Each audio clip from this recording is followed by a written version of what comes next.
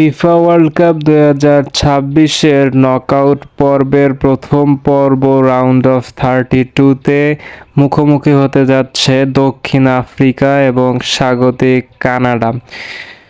তো round of 32-তে যে দলটি পরাজিত হবে সে দলটি এবার ওয়ার্ল্ড কাপ থেকে সম্পূর্ণরূপে বিদায় নেবে। ম্যাচটি অনুষ্ঠিত হতে যাচ্ছে 29শে জুন রাত ঠিক 1টায়।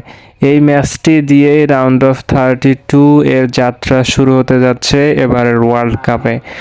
এবার ওয়ার্ল্ড কাপে এই ম্যাচটিতে কে জিততে পারে? শক্তিশালী কানাডার বিপক্ষে কি সাউথ আফ্রিকা ম্যাচটিকে নিজেদের দখলে নিতে পারবে, নাকি সাউথ কোরিয়ার মতো সাউথ আফ্রিকা আবারও কানাডাকে হারিয়ে দিয়ে নিজেদের অবস্থানে টিকে থাকবে? কমেন্ট করুন আপনার মতামত।